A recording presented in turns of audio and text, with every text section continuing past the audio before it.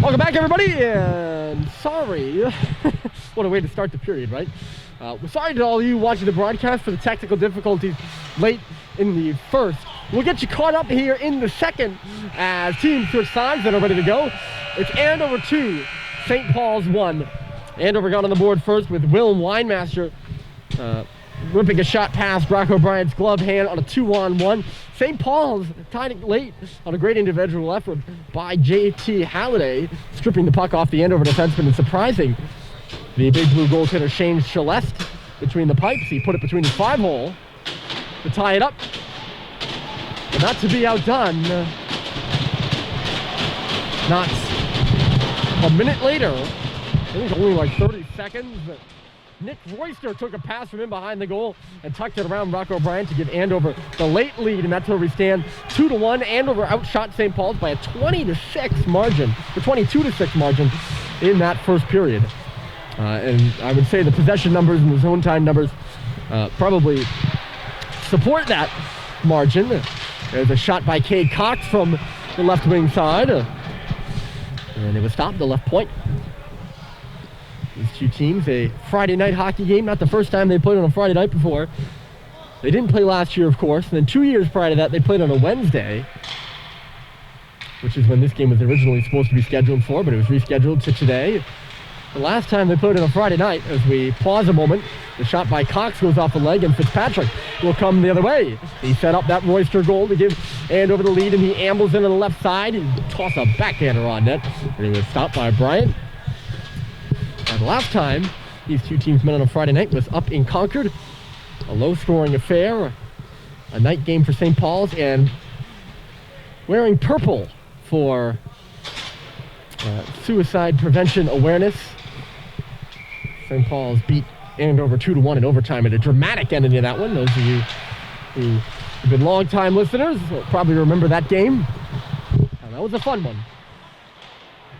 Not such a crowd tonight, with no spectators allowed in the building here at Andover due to COVID-19 protocols. Here comes Jake Sullivan the other way. He'll send one across the ice. Jack Roberts deflects it in, and Bryce Terry is up there first in the forecheck. Bagnoli pins him to the wall. Two Andover players to get free, but it's taken back. Roberts a sharp angle shot, and it's stopped by Celeste.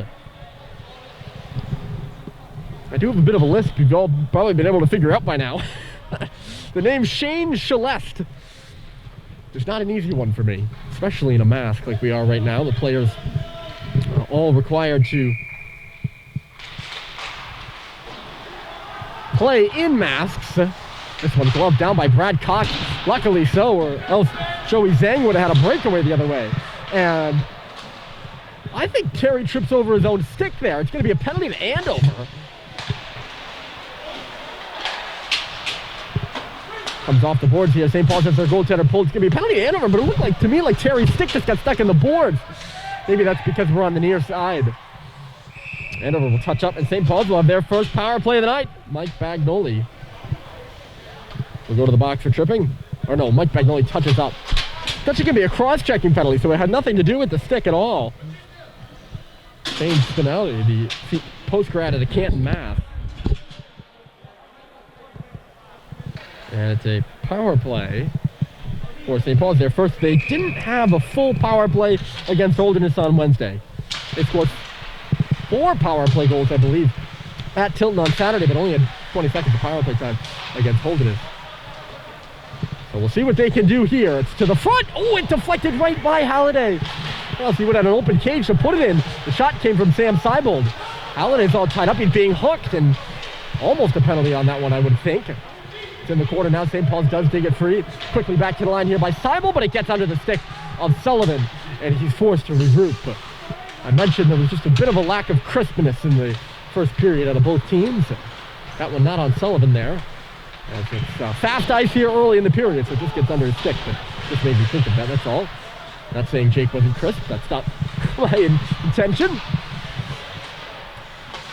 Over for Sullivan, top of the circle. Cox faked the shot. He's got Seibold down low. Sullivan is the one who takes the shot, but he fans on that one. It's Seibold now on the goal line. St. Paul's getting set up. Top of the right circle here is Cox. He's down by the blue line. On the half wall, Seibold across, and fanning on it was Halliday. in the same area of the ice over on that far circle. St. Paul's unable to pull the trigger twice. This one in the feet of Halliday, and closing was Rikoski. St. Paul's does dig it free. They're just unable to get good grasp of the puck right now. Here's a shot by Cox, and it took a deflector and went off the board. Sullivan closes for the check, but it banged out the center by Andover. They're going to try to get a change. It's a long change second period. They only get one guy off, and it's dug in deep by Cox. He sent it back to the front again. It was cut off and put up and out of play. And the question now is, will they let Andover change? They will. Tired Andover guys out there on the ice. Oh, a good break for the Big Blue.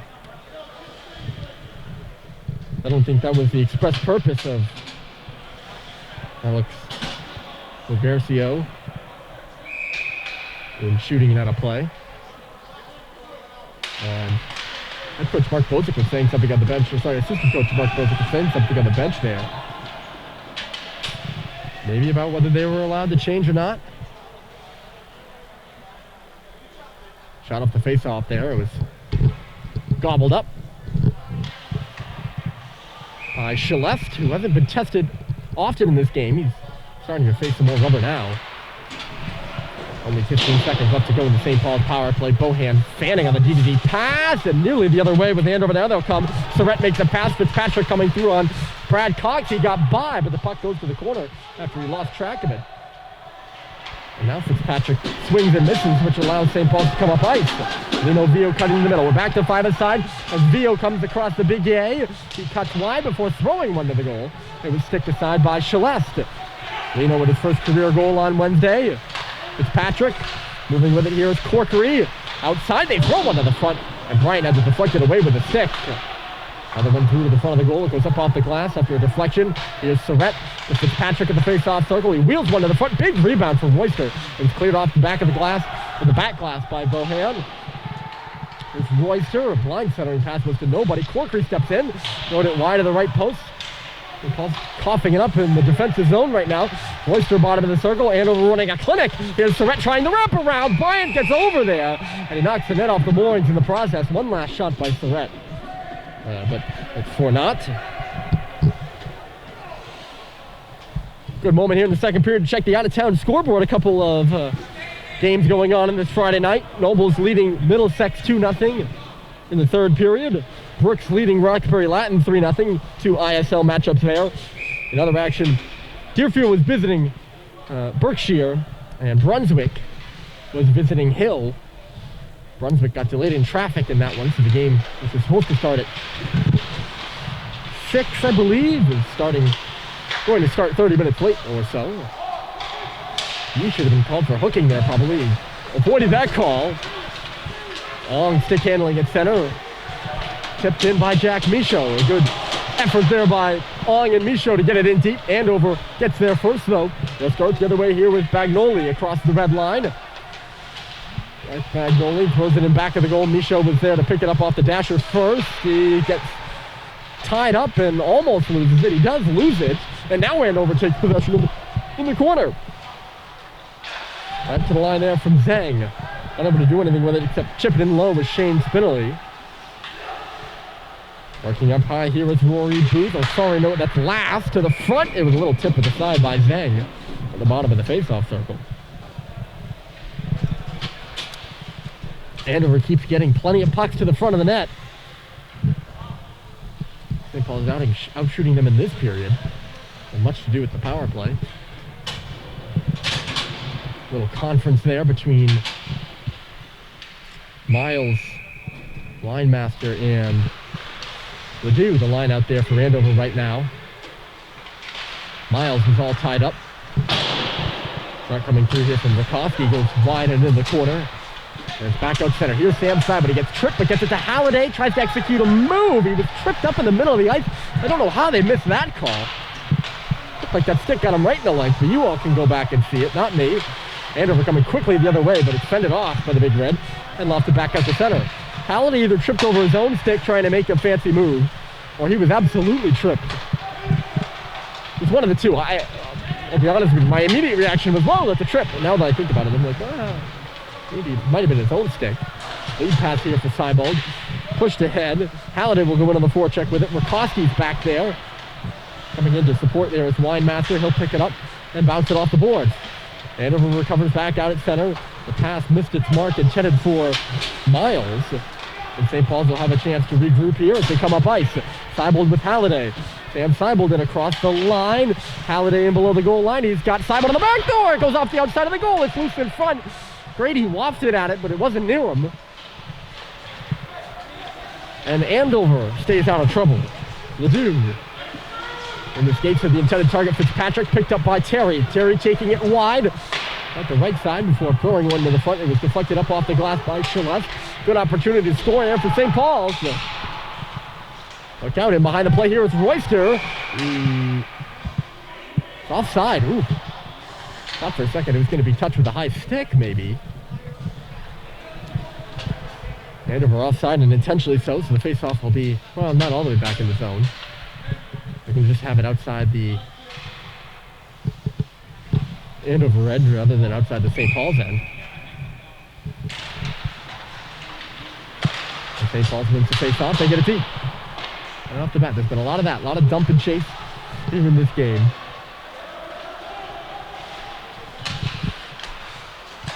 That game against Heads Up. Oh my! There are no doors on the benches here at Andover. So you see where Sam Seibold is standing there. There's no door there. So that puck went through the St. Paul's bench, through the door, and actually hit a kid in the leg who was walking here. I think it just barely skimmed him. He looked like he held his leg and then was like, oh, I'm okay. He's walking. He's fine. Like, he's not down in pain or anything like that. I don't want to be alarmist or raise any alarm here. Well, he seems all right. It just went right by his leg. I think it nicked him just a bit. Dangerous. St. Paul's offside here. Bryce Terry not quick enough to get onside. And then Jack Roberts is finished into the wall over there.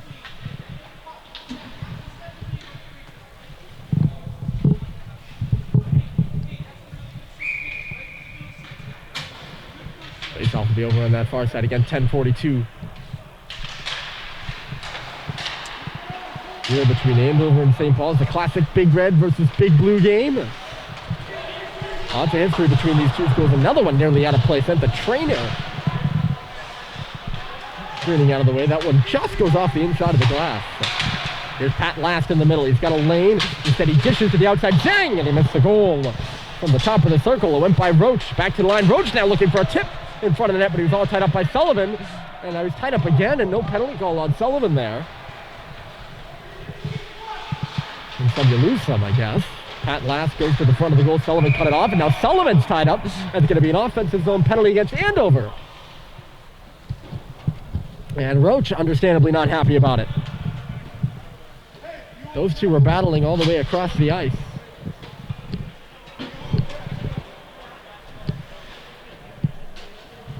And it's actually going to end up being Roach that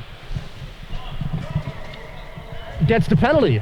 Another chance for St. Paul's here on the power play. It came in at 16%.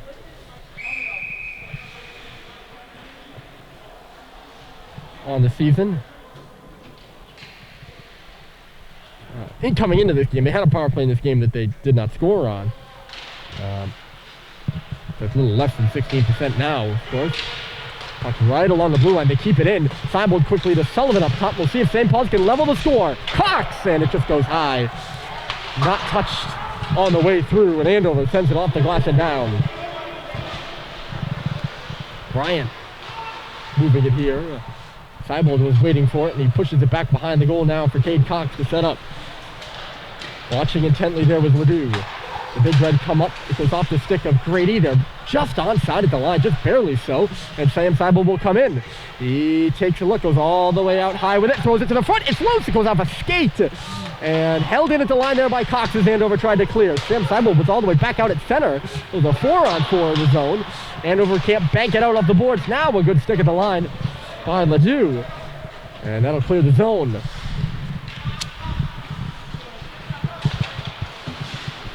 Seibold, he avoids the man. It's a 3-on-2 up ice for St. Paul's. They take their time, though. Grady created some space for himself. It's in the corner now. Seibold, right point, Cox, the shot by Sullivan.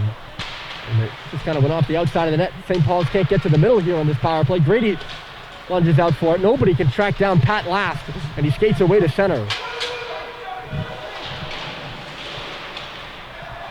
30 seconds left to go with this Andover kill. And they've done a real good job so far. Rory Booth comes into the zone there. Got St. Paul's hemmed right now. It's now St. Paul's that's tired. And Sullivan slams Booth behind the net, but Booth maintains possession. He centered it too. And stepping back out with it is Spinelli. He recognizes that they're still on a PK, so he sends it all the way back into his own zone. Andover will play keep away as St. Paul's changes. The pass misses Bagnoli, but it won't go for icing because it's still the power play. Now it's not. And the power play that started okay ends pretty badly for St. Paul's. They're stuck in their own zone now. There's Royster, and a save is made by Bryant. Yeah, that one didn't end well.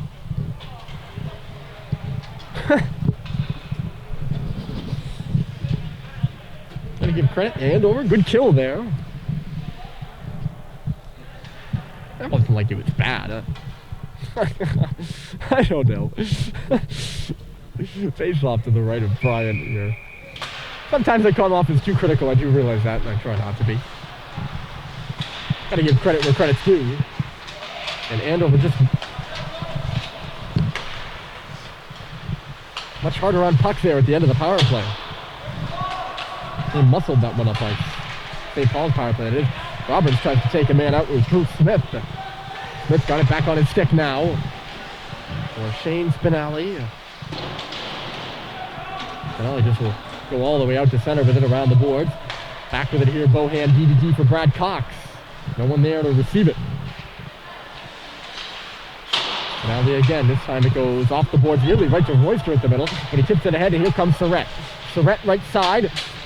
Goes to his backhander behind the goal, trying to center it in front for Royster, very similarly to the way Andover scored their second goal. Couldn't connect on the pass though. Now it's Fitzpatrick behind the goal. They rotate to the middle. Well, rotating to the middle was Rikoski. It should be more specific. Fitzpatrick now. Rikoski trying to get lost on that back door there. They can't feed the puck to him. All three forwards are in by the goal line. Now it's Fitzpatrick who's lost in front. With a pass missed him. Roberts flips it to the line, but not out. Holding it there with Bainbridge, and then losing it on the wall was Rikoski. St. Paul is able to clear. They got some tired guys out there right now.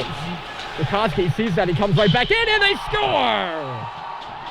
Sorry, that's Jack Bainbridge.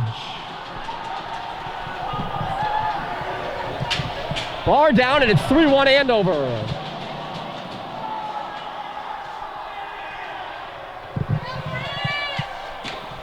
A snipe from outside the circles.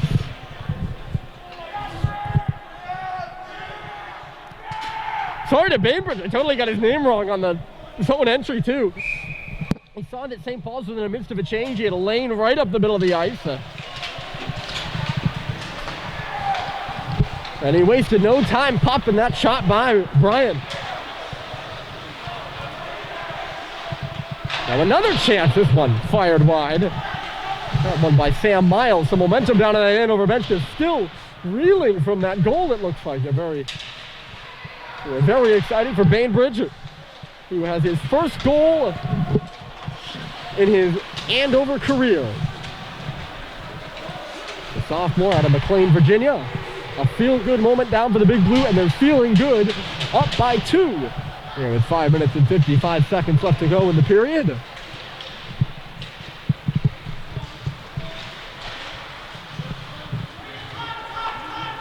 Well, that's the red line here. And Christian Yee will come back with it. Yee been moved back to defense here.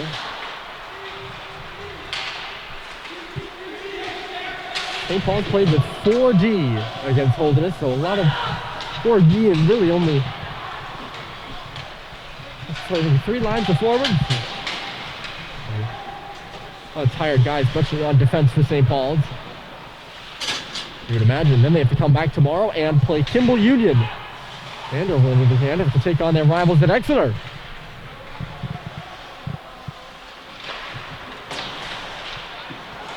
On off there by Seibel.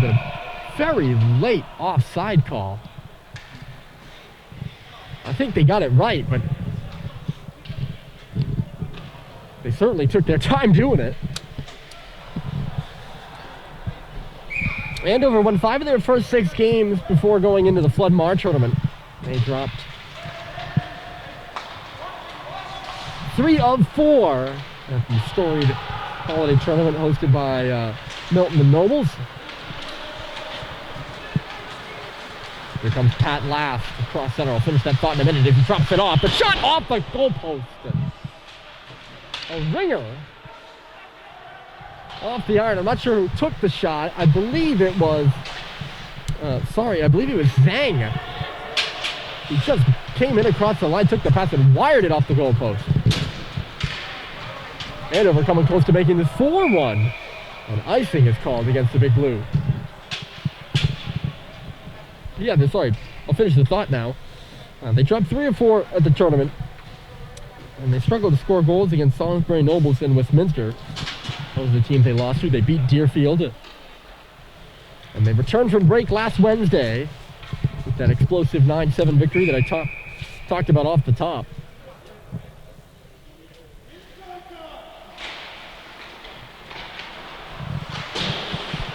Looking to go 2-0 here in the new year. They're up 3-1.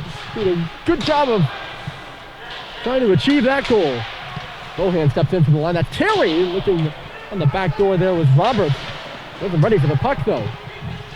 There's Terry in the corner. It bounced off of his stick. Terry trying to drive to the middle again. It bounces away from the intended target, Roberts there.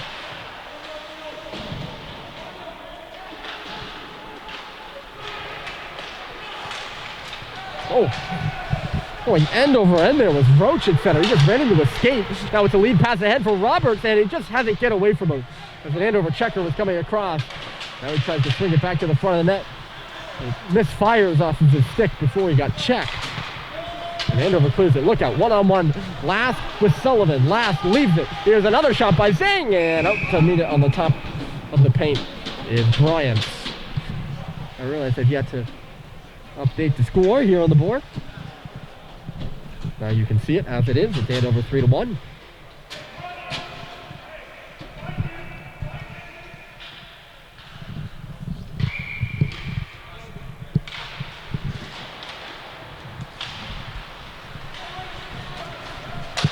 Switch pass there for Seibel, cut off rather well by Bagnoli.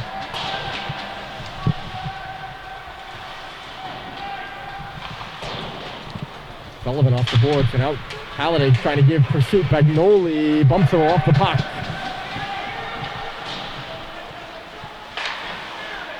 There's Henry Young. He steps up at the line to hold it in. Andover bench was yelling about interference. I'm not sure what the incident in question would have been. Doesn't mean it wasn't interference. I just wasn't sure what it was all about. St. Paul's trying to put some pressure on. They need a goal, and they need it soon. That at least would be optimal. Going down 2 goals into the third. Probably wouldn't be very good for the Big Red. Andover steals it back. It's off. Well, not off of Shane Spinelli. Spinelli just shoots it up off the glass, intending to wrap it out of the zone. He can't do that. It goes up and out of play.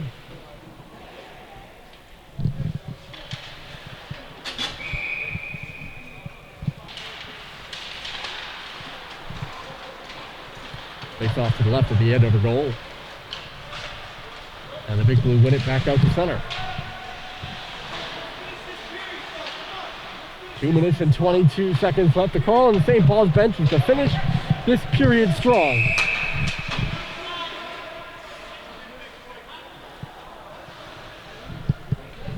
The referee telling jokes down to the Andover bench. Something about the offside call. I couldn't hear it. All the Andover kids laughing. Andover in the classic blue uniforms with the white trimming. 2 stripes on the uniforms, the pants and the socks. St. Paul's in the classic white with the red trimming. 2 stripes on the jerseys, the pants and the socks. St. Paul's 2 thicker stripes than Andover do. So they're a bit different. Here comes Fitzpatrick. Walk down into the St. Paul's corner. A big collision between Fitzpatrick. He threw himself right into Cox. He will just clear it out to center. It'll send Rikoski back for it. Rikoski, D for Bainbridge. He's put Andover up 3-1. Jack Bainbridge, the sophomore, with his first career Andover goal. Centered in front here for Fitzpatrick. And Biggs will just clear it out of harm's way. Robert Corkery will come back with the top D pair out there right now for Andover of Corkery and Booth. 2 and 9. Run ahead quickly. Michaud deflects the backhander into the zone, and St. Paul's going to scramble for a change. Rory Booth trying for a quick up. That was probably the quickest change of the game for St. Paul's. They showed some, I'm forgetting the word for it, but they, urgency, that's the word. Took me a minute. Some urgency there, and now I think they're going to get called for a penalty.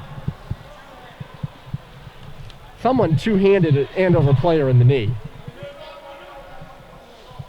And I could even hear it up here. There's a distinct sound a slash on the shin guard makes. And I heard it, I didn't see it, but Jack Roberts is going to be the guilty party.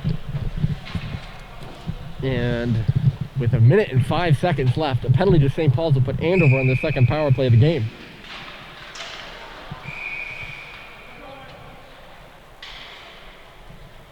St. Paul's took a penalty early. Sam Seibold was sat down in the box. He had his penalty killed off by the Big Red.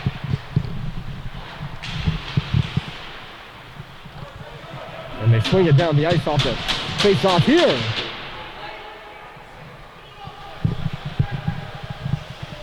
.50 seconds left remaining here in the second period. Can Andover add one more to increase their lead to 3? It goes off the skate to the intended target at center. That's Nolan Roach. St. Paul's with a chance to clear. Vio can't get it out. Corkery holds at the line. Oh, sorry, Booth holds at the line. My bad. Here's Zeng now going to the goal. Last picks it up bottom of the circle. Back below the goal line. It's Roach. 30 seconds left. Swung off the boards for Corkery. Challenged him is Terry out there. Off the skate of Roach. Now it's Corkery all the way across. Heads up. That one goes off the stick. A real good stick in the middle by Lino Vio, the California native. As it goes up and out of play. That one landing on the stairs to our little crow's nest up here. 23 seconds left to go here in the period. It will carry over. The penalty to Roberts will. A quick up here for Seibold. He was ahead of the play. Short-handed. They swung a man out. Now it's turned over on his stick. Celeste coughed it up to him, but both times Seibold not able to get a good handle of it. One last stretch pass. Can Andover make something of it? It's left for Fitzpatrick. 2 seconds left. He shoots it. It's blocked by Cade Cox. And the period expires. So St. Paul's offensive woes carry over into this period. No goals. Andover adds another as Jack Bainbridge increases the Big Blue lead to 3. Or sorry, goal total to 3. The lead to 2. And it's 3-1 Andover as we head to the final third period of action.